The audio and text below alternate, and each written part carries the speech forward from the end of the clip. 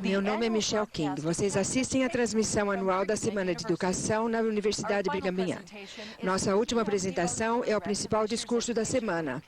O elder M. Russell Ballard, do Quórum dos 12 Apóstolos, irá falar-nos sobre seu testemunho acerca do tema da Semana de Educação deste ano. O título do discurso é As Responsabilidades Sagradas da Paternidade.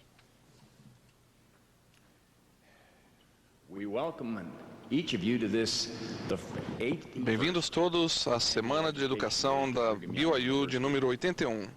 Esperamos que apreciem a extensa gama de instruções que nos serão transmitidas durante a semana, compreendendo mais de 1000 classes. Queremos que saibam que nos sentimos gratos por sua presença aqui. O entusiasmo que trazem beneficia esta universidade e é uma grande demonstração de seu compromisso com uma vida de aprendizado e serviço. Sentimos-nos especialmente felizes por ter como primeiro orador da manhã o elder M. Russell Ballard, membro do Quórum dos 12 Apóstolos. Damos boas-vindas também à irmã Barbara Ballard e os membros de sua família que se encontram conosco hoje. Gostaríamos de agradecer ao irmão Don Cook, pelo prelúdio ao órgão, e ao irmão Tim Workman pela regência do hino de abertura. Tradicionalmente comparecem à Semana de Educação da BYU participantes de todos os 50 estados e de aproximadamente 12 outros países. O tema escolhido para este ano, a família, essencial ao plano do Criador, foi extraído de A Família, Proclamação ao Mundo. Nesse documento inspirado, a primeira presidência e o Conselho dos 12 Apóstolos testificam que o casamento e a família são fundamentais para o propósito do Pai Celestial. É confortante saber que, em uma época em que as forças do adversário focalizam-se na destruição do casamento e famílias, um Pai Celestial cheio de amor e bondade deu conhecimento e a orientação que precisamos para combater aqueles esforços. Ao centrar a atenção sobre os princípios da fé, da oração, do arrependimento, do respeito, do amor, da compaixão, do trabalho e da atividade, de atividades recreativas salutares, podemos preservar e proteger nossa família e desfrutar do relacionamento amoroso que o Pai deseja para nós. Este ano, na Semana da Educação da BYU, vocês encontrarão mais de 200 classes nas quais se falará diretamente sobre o casamento e tópicos relativos à família. A oração de abertura essa manhã será oferecida pelo irmão Top, instrutor da Semana de Educação da Universidade de Brigham Young. Imediatamente após a oração, teremos o prazer de ouvir o grupo vocal Reprise e eles cantarão a capela o hino Come Thou Fount of Every Blessing. Agora a oração do irmão Top. Our beloved Father in heaven, with grateful hearts we gather today and plead for thy Spirit to touch our hearts. Nós somos gratos, pedimos o seu Espírito para nos abençoar, que possamos ser melhores irmãos, membros da igreja, melhores pais e mães, maridos e esposas, pais e filhos. Somos gratos pelo Evangelho restaurado nesses últimos dias. Somos gratos por sermos conduzidos por profetas e apóstolos e oramos para que abençoes Elder Ballard, para que ele possa dar-nos conselhos e instrução, que nossos corações possam estar voltados a ele e possamos dedicar-nos a viver os princípios do Evangelho e ajudar aqueles a quem servimos em nossas famílias a viver próximos de Ti. Somos gratos por Teu Filho e pelas grandes bênçãos que fluem sobre nós e pelo sacrifício expiatório de Jesus Cristo. E agradecemos por todas as coisas que temos e somos e dedicamos esta reunião e toda essa semana e pedimos que derrames o Teu Espírito sobre nós e oramos em nome de Jesus Cristo. Amém.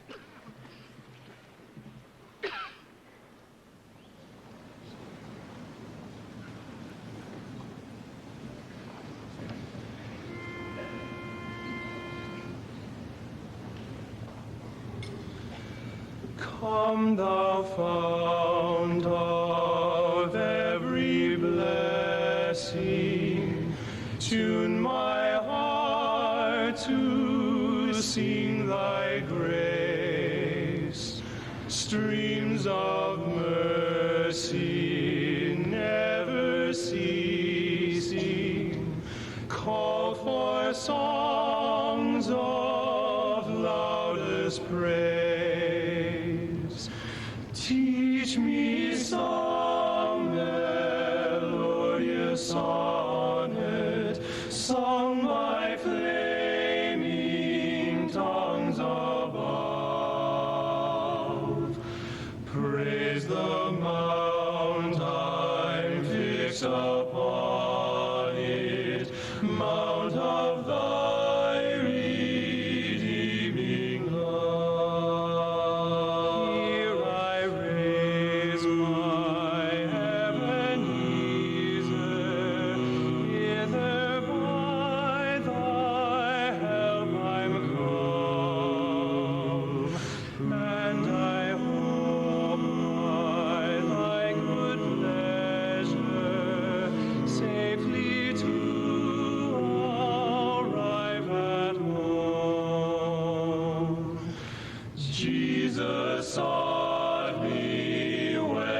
stranger wandering from the fold of God. He to rescue me from danger interposed his precious blood.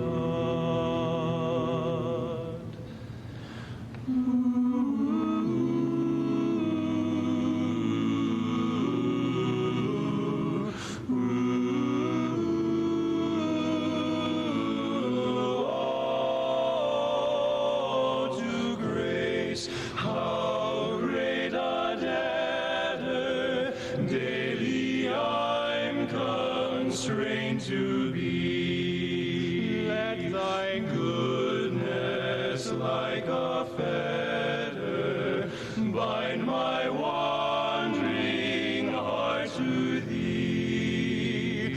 Prone to wander, Lord, I feel it. Prone to leave the God I love. Here's my heart, oh, take and seal it. Seal it for thy courts above. Here's my heart, oh, take and seal it. Seal it for thy courts above.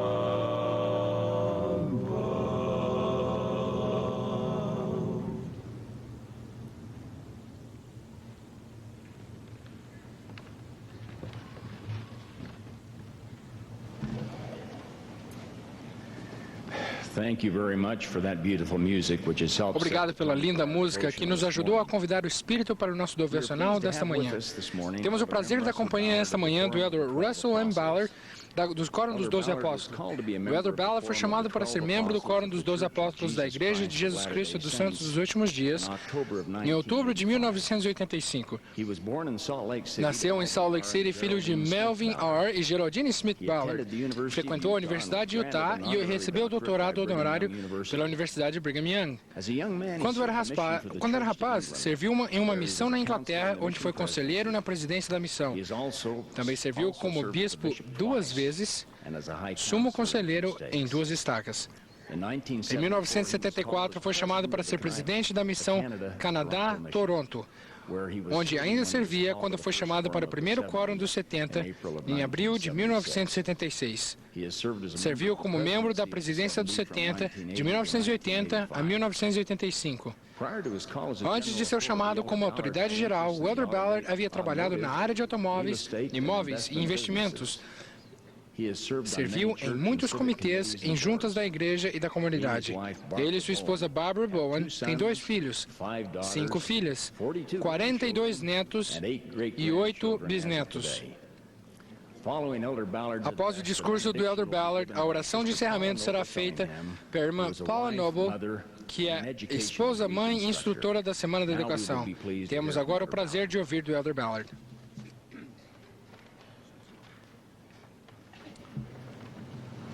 Well, thank you, President Samuelson. It's a pleasure for Obrigado, irmão Sanderson. É um prazer para mim e minha esposa estarmos aqui hoje com vocês.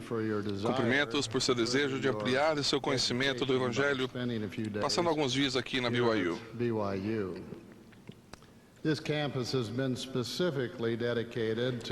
campus foi especificamente dedicado à verdade revelada de que a glória de Deus é inteligência e de que qualquer princípio de inteligência que alcançarmos nesta vida surgirá conosco na ressurreição. Oro para que as coisas que direi nos ajudem a crescermos juntos espiritualmente, ao abordarmos as sagradas responsabilidades dos pais e a família essencial ao plano do Criador. Quero que saibam que endosso o tema desta semana educacional. Tenho profundo respeito pela família em termos globais e em termos íntimos e pessoais. Como vocês sabem, a frase essencial ao plano do Criador foi tirada do primeiro parágrafo de A Família, Proclamação ao Mundo. Permitam-me ler o texto completo dessa frase. Nós, a primeira presidência e o Conselho dos 12 Apóstolos de a Igreja de Jesus Cristo dos Santos dos Últimos Dias, solenemente proclamamos que o casamento entre homem e mulher foi ordenado por Deus e que a família é essencial ao plano do Criador para o destino eterno de seus filhos. Como membro do Quórum dos 12 Apóstolos, participei do processo de elaboração desse documento inspirado. Foi uma experiência notável para todos nós. Ao viajarmos pelo mundo, vemos algumas coisas, tanto na igreja como fora dela. Estamos bastante preocupados com muitas das coisas que temos visto. Vimos pessoas no mundo querendo definir a família de maneira contrária ao plano eterno de Deus para a felicidade de seus filhos. Foram realizadas diversas conferências mundiais abordando direta ou indiretamente a família. Alguns temas importantes que seriam apresentados por alguns dos delegados contribuiriam e muito para o enfraquecimento da família. Mas graças à contribuição significativa de líderes e membros da igreja e de outras pessoas com opiniões semelhantes, o enunciado e, portanto, os efeitos dessas propostas foram atenuados. Em meio a toda essa agitação no mundo a respeito desse assunto, a primeira presidência e o Quórum dos 12 Apóstolos viram a importância de declararem ao mundo o papel revelado e verdadeiro da família no plano eterno de Deus. Trabalhamos juntos por meio do sistema inspirado por Deus de conselhos que funciona até nos níveis mais elevados da igreja, a fim de elaborarmos uma proclamação que deixasse bem clara a posição do Senhor a respeito da família, de tal modo que não houvesse mal-entendidos. Ao apresentar a família a proclamação ao mundo na reunião geral da Sociedade de Socorro, em setembro de 1995, o presidente Gordon B. Hinckley disse: havendo tantas falsidades ensinadas como verdades, tantos enganos quanto aos padrões e valores, tanto o incentivo e sedução para que lentamente aceitemos a corrupção do mundo, sentimos a necessidade de adverti-las e admoestá-las. Com esse intuito, nós, da primeira presidência e do Conselho dos 12 Apóstolos, fazemos agora uma proclamação a toda a igreja e ao mundo, como declaração e reafirmação dos padrões, doutrinas e práticas referentes às famílias, que os profetas, videntes e reveladores desta igreja repetidamente declararam ao longo de sua história. Depois de ler a proclamação, o presidente Hinckley concluiu: recomendamos a todos uma leitura cuidadosa, ponderada e fervorosa dessa proclamação. A força de qualquer nação baseia-se no que acontece dentro das paredes do lar. Instamos nosso povo em todo o mundo a fortalecer a família, segundo esses valores que o tempo consagrou. Nos últimos 8 anos, desde a proclamação, o tempo comprovou extraordinariamente a visão profética da proclamação. Como igreja, estamos mais concentrados do que nunca no apoio e fortalecimento da família. Infelizmente, a família continua a ser atacada inexoravelmente em todo o mundo. Basta lermos um jornal ou ligarmos a televisão para ver quão aberta e maldosamente está sendo travada uma guerra contra a família. Os sexos estão sendo confundidos. O papel do homem e da mulher estão sendo repudiados. O casamento entre pessoas do mesmo sexo está sendo promovido, em direta oposição ao principal propósito de Deus para que seus filhos tenham experiência na mortalidade. A família não é apenas a unidade básica da sociedade, irmãos e irmãs. É a unidade básica da eternidade. Vivemos como filhos espirituais de nosso Pai Celestial antes dessa existência mortal. Naquele grande conselho de família pré-mortal, foi apresentado o plano de nosso Pai Celestial para a felicidade eterna e paz de seus filhos. Compreendemos que teríamos de vir para esta terra para viver como família, e por meio da autoridade seladora do sacerdócio de Melquisedeque, podemos viver pelo resto da eternidade como família. É alarmante ver com que intensidade e quão abertamente a família está sendo atacada na sociedade contemporânea. A proclamação é bem clara. E eu cito da proclamação: declaramos que o mandamento dado por Deus a seus filhos de multiplicarem-se e encherem a terra continua em vigor. Declaramos também que Deus ordenou que os poderes sagrados de procriação sejam empregados somente entre o homem e a mulher, legalmente casados. Os filhos têm o direito de nascer dentro dos laços do matrimônio e de ser criados por pai e mãe que honrem os votos matrimoniais com total fidelidade. A fidelidade na vida familiar é mais provável de ser alcançada quando fundamentada nos ensinamentos do Senhor Jesus Cristo. Precisamos permanecer firmes, irmãos e irmãs, nesta época em que o adversário está usando diferentes estilos de vida numa tentativa de substituir o casamento de um homem com uma mulher. Seria bom que todas as pessoas do mundo lessem o texto completo da proclamação. Os ataques contra a família também degradam o valor da vida, particularmente da vida dos que ainda não nasceram. Isso está tornando-se uma coisa corriqueira, sujeita aos fugazes caprichos da conveniência e do que é considerado politicamente correto. É perturbador saber que entre 1950 e 1997, cerca de 46 países industrializados e 9 nações em desenvolvimento legalizaram ou removeram a maior parte das restrições contra o aborto.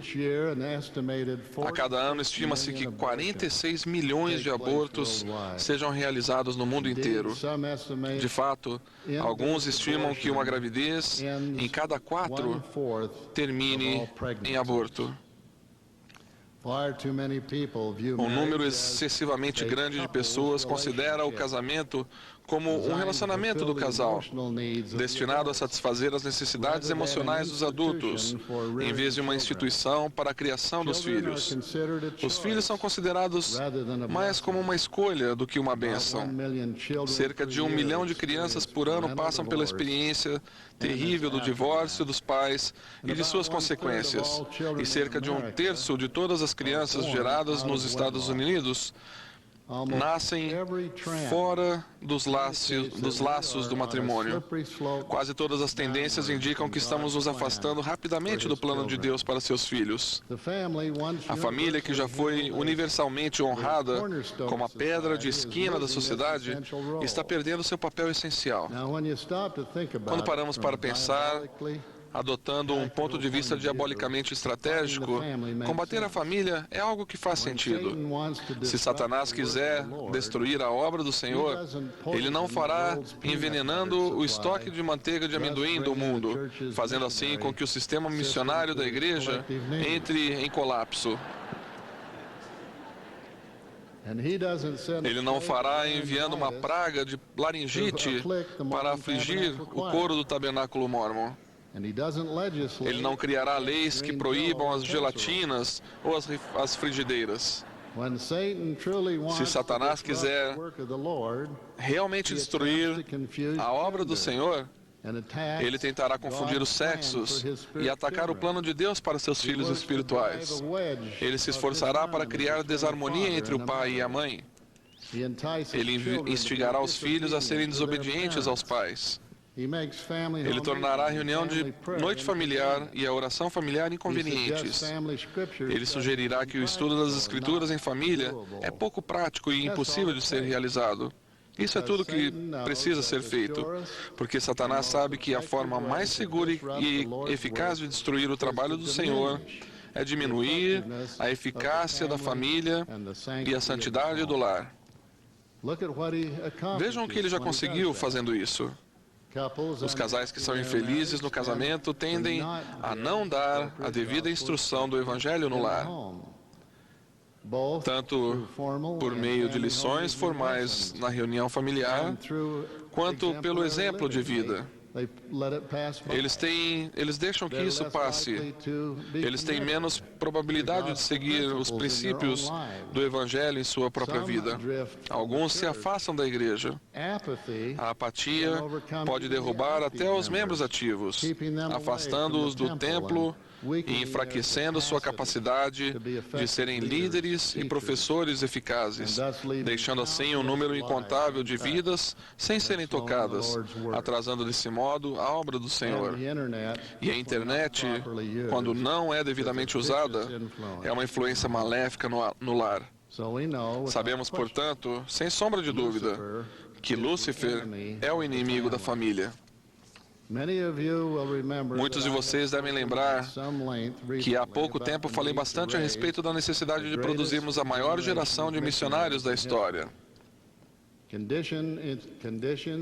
As condições do mundo atual exigem um exército de missionários formado por rapazes e moças cheios de fé e com um testemunho extremamente forte da restauração do Evangelho de Jesus Cristo por intermédio do profeta Joseph Smith.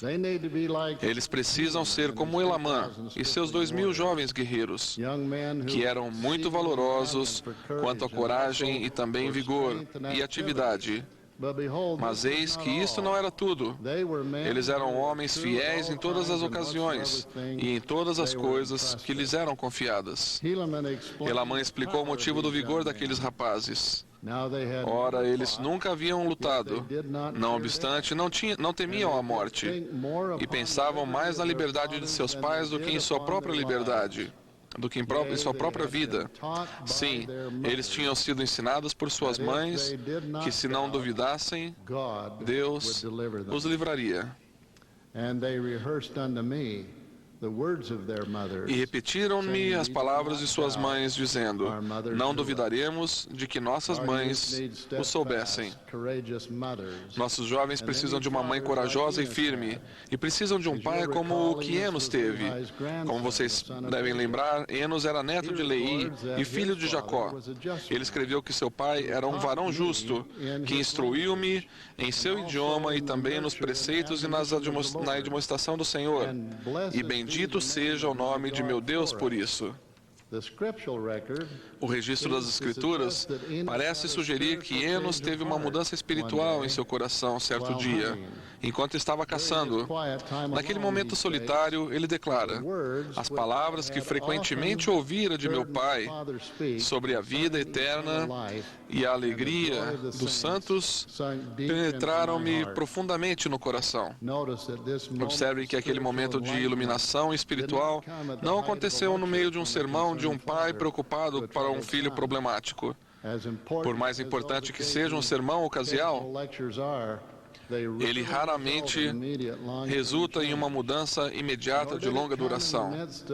Tampouco aconteceu no meio de um dos grandes sermões de Jacó a respeito do Evangelho. Pode ser que Jacó nem estivesse vivo para rejubilar-se com o renascimento espiritual de seu filho. Nada disso importa. O importante é que Jacó se certificou de ensinar seu filho nos preceitos e na admoestação do Senhor. Enos ouviu e por fim acabou compreendendo. E conforme disse Enos, bendito seja o nome de meu Deus por isso. Alma foi um dos grandes profetas do livro de Mórmon. Seu filho, que também se chamava Alma, rebelou-se contra tudo que lhe for ensinado. De acordo com o registro, Alma, o filho, era um homem muito iníquo e idólatra, e era um homem de muitas palavras e lisonjeava muito o povo. Portanto, fez com que muitos do povo agissem segundo suas iniquidades. E tornou-se um grande obstáculo à propriedade da Igreja de Deus, atraindo o coração do povo, causando muita dissensão entre o povo, dando oportunidade ao inimigo de Deus de exercer seu poder sobre eles. Como resultado da fé e das orações de seu pai, que era um homem justo, Alma, o filho, teve uma experiência notável que o levou ao conhecimento da verdade. Ele explica: e aconteceu que enquanto eu estava sendo assim atormentado, e enquanto eu estava perturbado pela lembrança de tantos pecados, eis que me lembrei também de ter ouvido meu pai profetizar ao povo sobre a vinda de um Jesus Cristo, um Filho de Deus, para expiar os pecados do mundo. Ora, tendo fixado a mente nesse pensamento, clamei em meu coração: ó Jesus, tu que és Filho de Deus, tem misericórdia de mim, que estou no fel da amargura e rodeado pelas eternas correntes da morte. E então, eis que quando pensei isso, já não me lembrei de minhas dores. Sim, já não fui atormentado pela lembrança de meus pecados. E ó, que alegria e que luz maravilhosa contemplei. Sim, minha alma encheu-se de tanta alegria quanto havia sido minha dor. A oração de um pai fez uma grande diferença na vida de Alma, o filho. Os ensinamentos do pai acabaram tendo uma influência na vida do filho rebelde.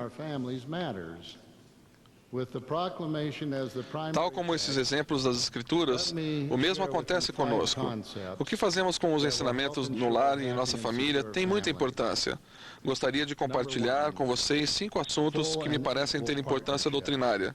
Falarei de, número 1, companheirismo pleno e igualitário. O homem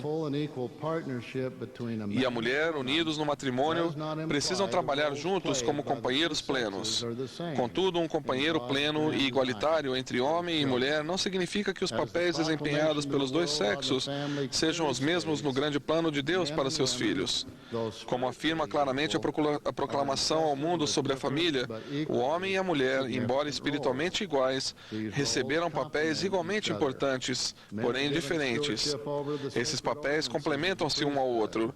Os homens receberam o cargo de realizar as ordenanças sagradas do sacerdócio. As mulheres, Deus concedeu o encargo de gerar e nutrir a vida mortal, incluindo a tarefa de proporcionar um corpo físico para os filhos espirituais de Deus e guiar esses filhos para que adquiram o conhecimento do Evangelho e suas verdades. Esses encargos igualmente sagrados são importantes. Não envolvem nenhuma falsa ideia de domínio ou subordinação. Cada encargo é essencial para o progresso espiritual de todos os membros da família, tanto os pais quanto os filhos. Family stewardships thus must be understood in terms of obligations and responsibilities of love, service and interdependence.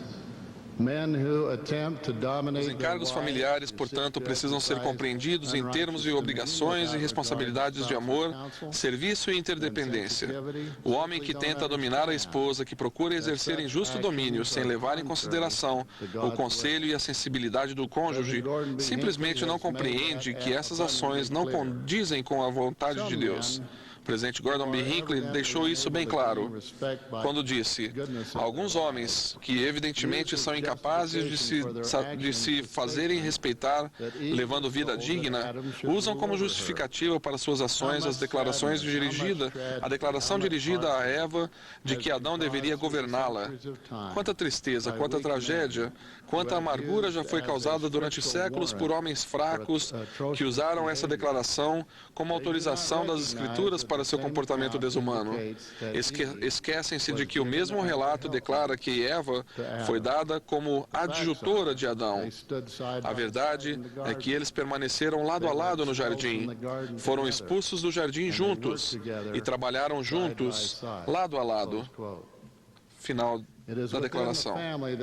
É dentro da família que homens e mulheres conseguem atingir melhor o seu potencial divino. As bênçãos e responsabilidades da paternidade e maternidade permitem que o pai e a mãe hajam, por mais imperfeitos que sejam, em um novo relacionamento físico e espiritual que os impele para o propósito que Deus tem para com a vida deles. O segundo princípio que desejo abordar é o pai. A proclamação declara: o pai deve presidir a família com amor e retidão, tendo a responsabilidade de atender às necessidades de seus familiares e protegê-los. Ele deve ensinar o Evangelho à sua família e liderar com bondade, segundo o conselho encontrado na seção 121 de Doutrina e Convênios. Ele realiza as ordenanças do sacerdócio e concede bênçãos do sacerdócio, inclusive a bênção paterna a seus filhos. Ele ora pelos membros da família e com eles, em conjunto e individualmente. Deixa um exemplo de respeito e amor pela companheira eterna e mãe de seus filhos. Em todas as coisas, ele segue o exemplo do Salvador e se esforça para ser digno de seu nome e sua bênção. O pai deve procurar constantemente a orientação do Espírito Santo para saber o que fazer e o que dizer, e também o que não fazer e o que não dizer. Ele serve a família e a igreja com amor e entusiasmo, preparando os membros da família, por meio de seu exemplo, para que sirvam, especialmente os filhos, para que sirvam como missionários dignos. Parte do papel do pai na presidência do lar envolve conhecer as necessidades e aspirações de cada pessoa. Brigham Young aconselhou os pais a observarem o gênio e o temperamento de cada um dos filhos e tratarem-nos adequadamente. Deus e seus profetas esperam que o pai não apenas proporcione o sustento de sua família, mas que também a proteja. Há muitos perigos de toda a espécie no mundo em que vivemos. A proteção física contra os perigos naturais ou criados pelo homem é muito importante. Também há perigos morais à nossa volta e ameaçam nossos filhos desde sua tenra idade. O pai desempenha um papel vital na proteção dos filhos contra essas armadilhas. É triste notar que os filhos de famílias com apenas um dos pais estão mais propensos a abandonar a escola, engravidar na adolescência, fazer uso de drogas prejudiciais, ser maltratados física ou sexualmente na infância e ter problemas com a lei, do que nas famílias em que os dois pais biológicos estão presentes. Sabemos que o papel do pai não se limita a presidir, prover o sustento e proteger os membros da família. No dia a dia, o pai pode e deve ajudar a nutrir e a formar vínculos afetivos associados a alimentar, brincar, contar histórias, amar e todas as outras atividades que compõem a vida em família. E os avós continuam seu papel de pastores por toda a sua vida. Número 3. Falarei agora sobre a mãe. A proclamação ensina que a responsabilidade primordial da mãe é cuidar dos filhos. Cuidar refere-se a ações como oferecer calor, sustento, afeto, amor, reconhecendo as necessidades e habilidades específicas de cada filho e atendendo às suas necessidades. O ato de nutrir, propriamente dito, é mais importante no desenvolvimento de um filho do que qualquer método ou técnica de criação dos filhos. Quase não é preciso dizer que essa nutrição é melhor realizada no contexto seguro e estável da família. Há mais de meio século, a primeira presidência proclamou: a maternidade está próxima da divindade. É o mais elevado e sagrado serviço a ser assumido pela humanidade. Ele coloca a mulher que honra seu sagrado chamado e serviço próxima dos anjos. O amor da mãe desperta nos filhos, desde seus primeiros dias neste mundo, uma lembrança do amor e bondade que sentiram na pré-existência. Devido ao amor que recebemos de nossa mãe, aprendemos, ou melhor, lembramos, que Deus também nos ama. O presidente Thomas S. Monson disse: não podemos esquecer-nos da mãe e lembrar-nos de Deus. Não podemos lembrar-nos da mãe e esquecer-nos de Deus. Por quê? Porque essas duas pessoas sagradas, Deus e a mãe, parceiros na criação, no amor, no sacrifício, no serviço, são como um. Atualmente existe uma pressão importante em nosso mundo materialista para que tenhamos e gastemos mais dinheiro. Infelizmente, isso faz com que as mães casadas trabalhem fora de casa para prover uma segunda renda familiar. À medida que o marido, a mulher e os filhos passam a reconhecer a diferença entre as necessidades básicas e os desejos materiais, demonstrada em sua escolha da casa, móveis, carro, entretenimentos, viagens, etc., eles podem aliviar as despesas e contribuir para que a mãe possa permanecer no lar. A decisão de trabalhar fora de casa é difícil e precisa ser tomada em espírito de oração, tendo sempre em mente o conselho dos profetas vivos sobre essa questão delicada. O presidente Gordon B. Hinckley, com sua costumeira sensibilidade e amor, dá-nos esta sábia visão. Há alguns anos atrás, o presidente Benson transmitiu uma mensagem às mulheres da igreja. Ele incentivou-as a saírem de seus empregos para dedicarem-se pessoalmente aos filhos. Apoio a decisão dele. Todavia, reconheço, como ele também reconhecia, que existem algumas mulheres, na verdade, muitas delas, que trabalham para atender às necessidades da família. Para vocês, eu digo, façam o melhor que puderem. Espero que, se tiverem um emprego de tempo integral, estejam trabalhando para garantir as necessidades básicas da família, e não para satisfazer o desejo de uma grande renda, um carro moderno e outros luxos. O trabalho mais importante que qualquer mulher pode realizar é alimentar, ensinar, incentivar, motivar e criar os filhos em retidão e em verdade. Ninguém pode substituí-la adequadamente nesta tarefa. É quase impossível ser dona de casa de tempo integral e, ao mesmo tempo, ter um emprego de tempo integral. Sei que algumas de vocês debatem-se intimamente com as decisões a respeito dessa questão.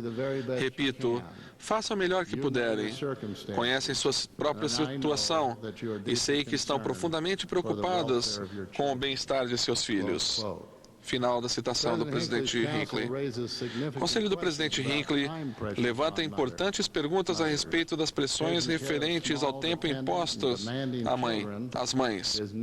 Cuidar de filhos pequenos, dependentes e exigentes é um trabalho sem fim e muitas vezes psicologicamente exaustivo. A mãe não pode cair na armadilha de acreditar que alguns momentos de qualidade possam substituir a quantidade de tempo que elas passam com os filhos. A qualidade é uma função direta da quantidade. E a mãe, para nutrir adequadamente os filhos, precisa das duas coisas. Para isso, é preciso constante atenção e equilíbrio em relação às exigências que competem por nosso tempo. É um tempo árduo, é um trabalho árduo, sem dúvida alguma. Pode ser que às vezes vocês, irmãs, sintam que as autoridades gerais não as apreciam, nem reconhecem a importante contribuição que fazem para suas famílias e para o trabalho do Senhor. Talvez se eles tivessem de passar pelo que alguém sugeriu que fosse exigido no próximo programa Survivor, ou No Limite, isso faria uma grande diferença. 6 homens serão deixados em uma ilha com um furgão e 4 crianças cada um, por 6 semanas. Cada criança pratica 2 esportes e tem aula de música ou de dança. Não há acesso a lanchonetes. Cada homem terá que cuidar de seus 4 filhos, manter a casa que lhes foi designada bem arrumada, corrigir as lições de casa, completar os projetos de ciência, cozinhar, lavar a roupa, etc. Os homens só poderão assistir à televisão quando as crianças estiverem dormindo e todas as tarefas de casa estiverem terminadas. Só há uma televisão e não tem controle remoto.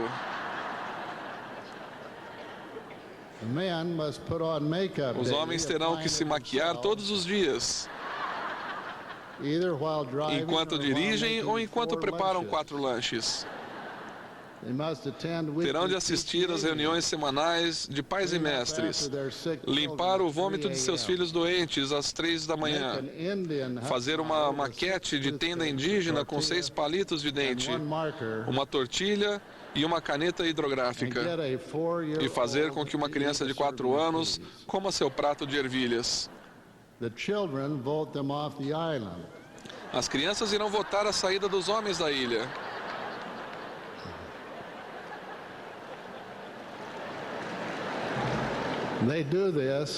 Baseando-se em seu desempenho. O vencedor será o primeiro que sair da ilha e voltar para o seu trabalho, para o seu emprego.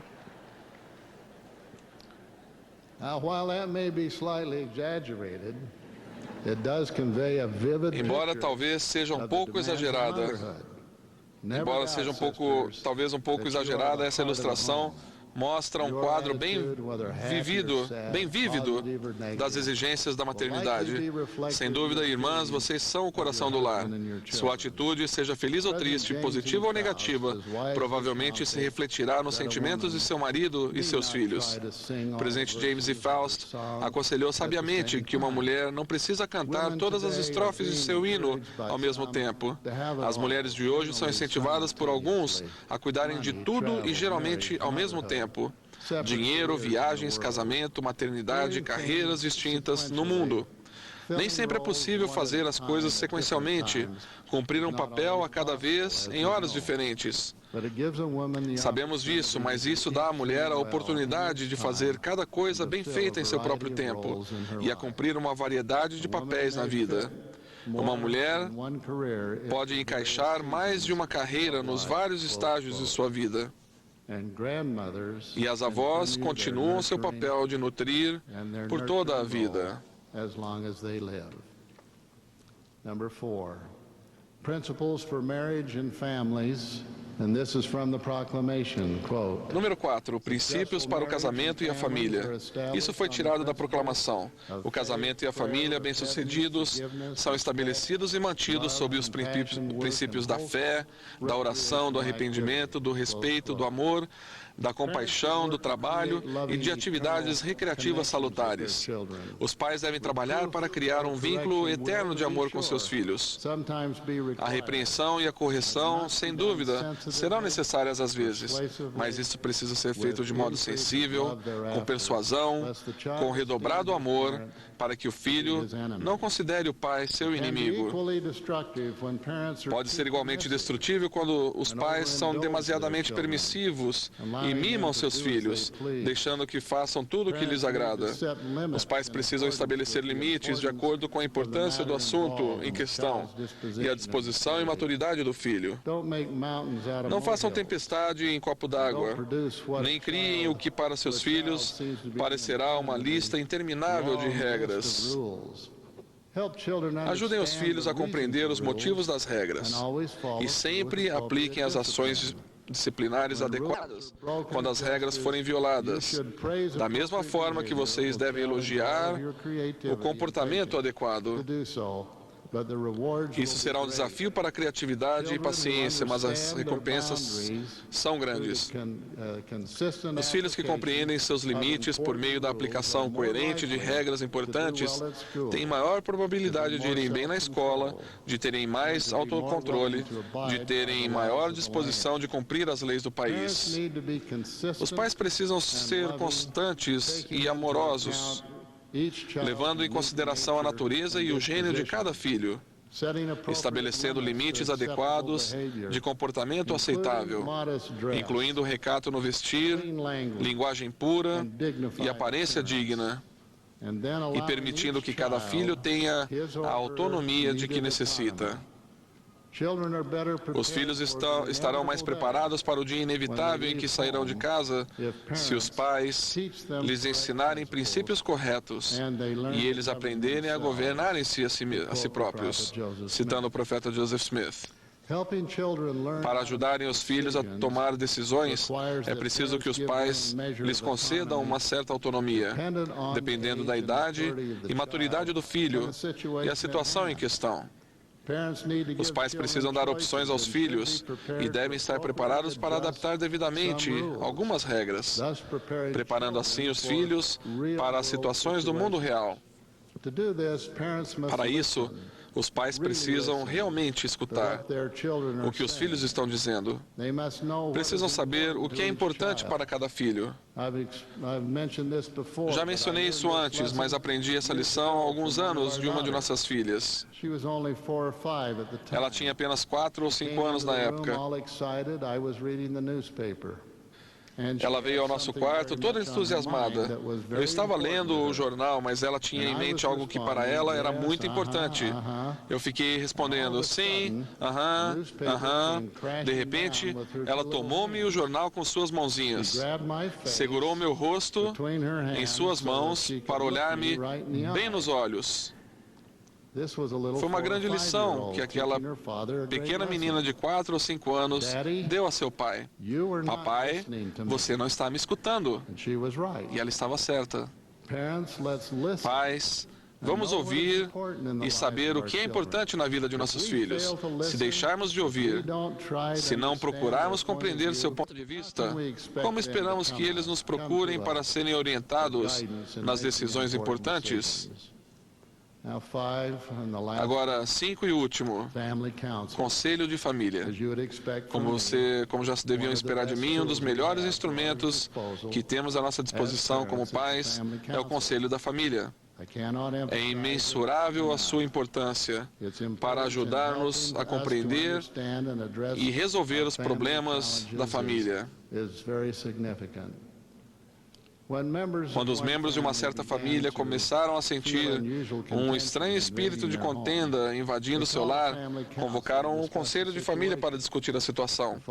O pai e depois a mãe explicaram aos filhos o que vinham observando e perguntaram como cada um se sentia a esse respeito. A mãe e o pai descobriram que desde que os 2 filhos mais velhos tinham saído de casa, um para se casar e o outro para ir para a faculdade, um fardo injusto de responsabilidades tinha caído sem querer sobre os ombros dos 2 filhos mais velhos que ficaram em casa. E eles estavam ficando ressentidos com isso. Após aconselharem-se e ouvirem o que os filhos estavam sentindo, uma distribuição mais equilibrada de responsabilidades foi feita entre os filhos, resolvendo grande parte da frustração e da tensão no lar. Reconheço que há tantos tipos de conselhos de família quanto há diferentes tipos de famílias.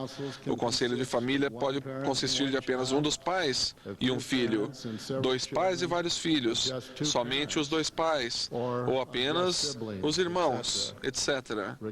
Independentemente do tamanho ou composição do conselho de família, o que realmente importa é a motivação carinhosa, um ambiente que incentive a conversa franca e aberta e a disposição de ouvir as opiniões sinceras de todos os membros do Conselho, bem como os sussurros do Espírito Santo. O Conselho de Família pode ser uma bênção na vida da família e dos membros da família nesta vida e na eternidade. Por meio dele, podemos aproximar-nos de nossos familiares e de Deus.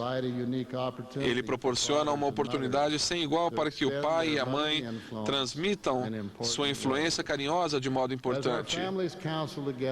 À medida que nossa família se aconselhar entre si com a compreensão de que somos a família de Deus, saberemos que Ele nos ama, somos preciosos para Ele, Ele se importa, Ele quer ajudar-nos.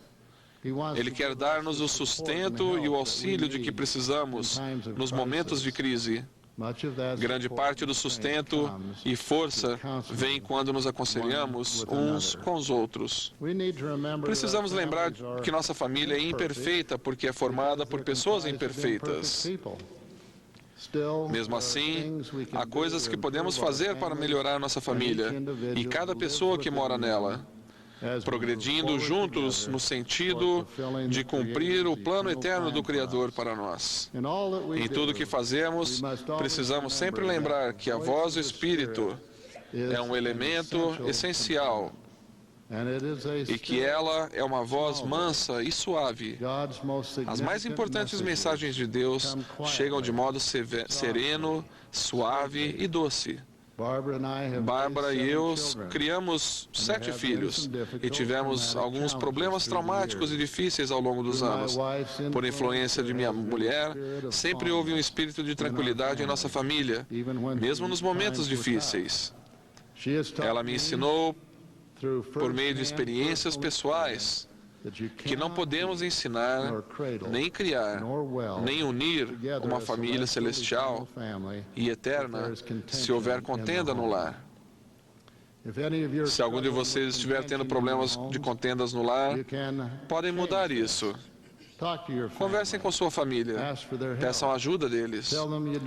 Diga-lhes que não desejam mais que haja um espírito de contenda no lar e conversem sobre o que cada membro da família pode fazer para impedir que isso aconteça. Há cerca de 20 anos ou mais, o presidente Marion G. Romney ensinou: tenho certeza que se em nossos lares os pais lerem o livro de Mórmon fervorosa e regularmente, individualmente com os filhos, o espírito desse grandioso livro encherá nosso lar e influenciará todos que nele habitam.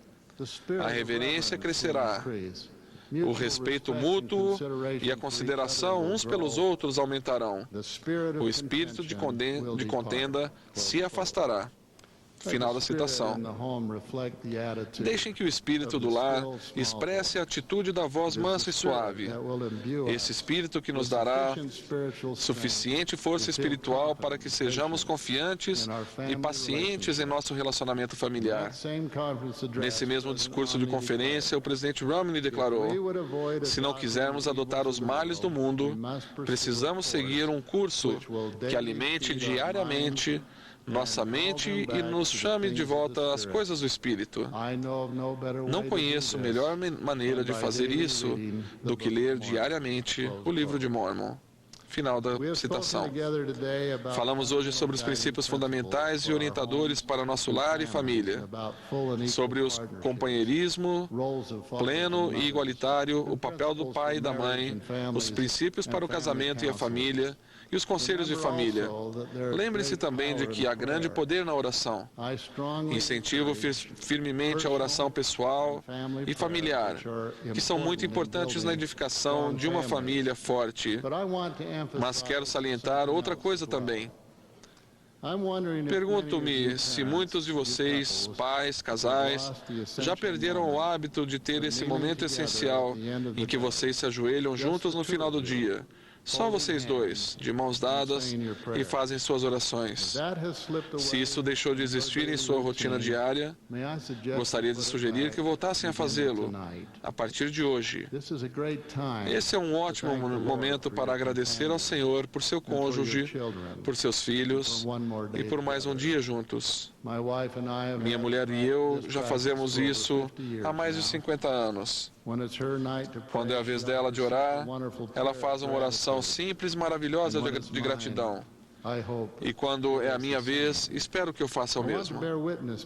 Quero prestar-lhes meu testemunho de que isso faz uma grande diferença. Não acredito que Lúcifer possa penetrar num casamento ou causar discórdia e mal-entendimentos num casamento e na família, se os pais reservarem um tempo para orar juntos. Não tentem resolver os problemas diários da vida sem ajoelharem-se juntos e invocarem as bênçãos do céu sobre seu casamento e sua família, deixando que o Pai Celestial os ajude a partir de onde estão para onde deveriam estar. Irmãos e irmãs, minhas palavras de hoje concentraram-se principalmente no sagrado papel do pai e da mãe. Não quero que pensem que não me lembro ou não me importo com as muitas pessoas casadas que não tiveram a bênção de ter filhos por motivos alheios à sua vontade. Também estou muito ciente do doloroso sofrimento de tantos que seguem pela vida sozinhos, sem um cônjuge fiel a seu lado.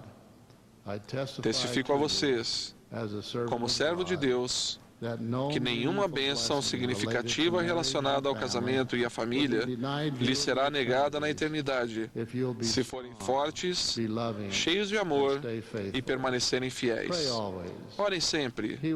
Ele ouvirá e atenderá suas orações, em seu próprio tempo e a seu próprio modo, de acordo com a sua própria vontade. E nunca subestimem a influência para o bem que vocês podem ter na vida de uma irmã, uma sobrinha, um irmão ou um sobrinho. Para concluir, aos pais de todo o mundo, na igreja e fora dela, meu conselho é bem simples. Consigam uma cópia de A Família, a Proclamação do Mundo. Leiam-na e procurem moldar seu casamento e sua família a essa instrução inspirada e revelada pelo Senhor. Depois, sejam o melhor que puderem e façam o melhor que puderem.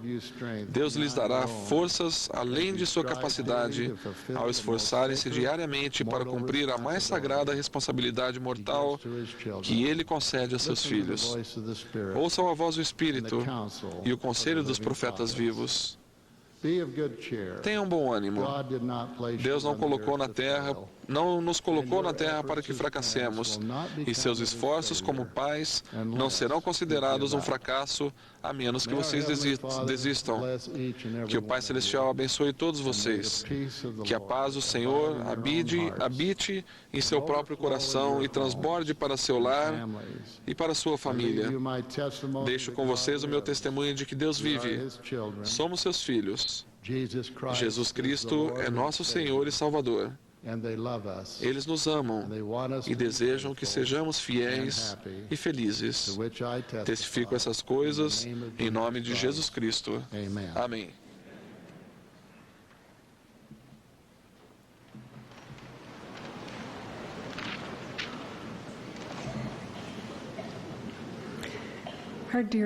Querido Pai Celestial, que gratos somos por nossas famílias.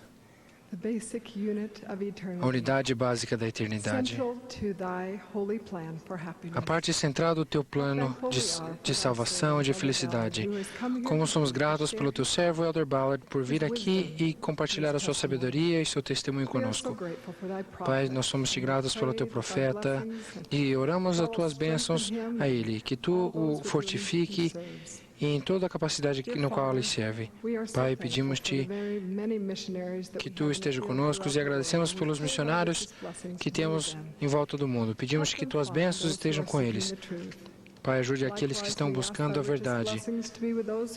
Também pedimos que abençoe aqueles que estão servindo nas Forças Armadas. Abençoe-os com proteção, com coragem. Pai, assim que vamos adiante deste devocional, pedimos-te que teu Espírito possa estar conosco, assim que temos o desejo de implementar estes ensinamentos em nossas vidas. Pai, oferecemos essa oração em nome de teu Filho amado, Senhor Jesus Cristo. Amém.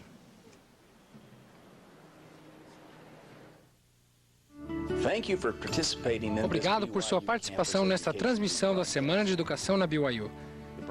A transmissão faz parte de um esforço em partilhar com pessoas e membros da igreja no mundo todo algumas experiências religiosas e educacionais que acontecem no campus da BYU em Provo. Se vocês tiverem comentários ou sugestões a fazer, queiram por favor dirigi-los a nós. Daqui a pouco, vocês verão na tela nosso endereço postal e eletrônico pela internet, por onde poderão enviar sua resposta. Mais uma vez, muito obrigado pelo seu apoio à Universidade BYU e ao sistema educacional da igreja.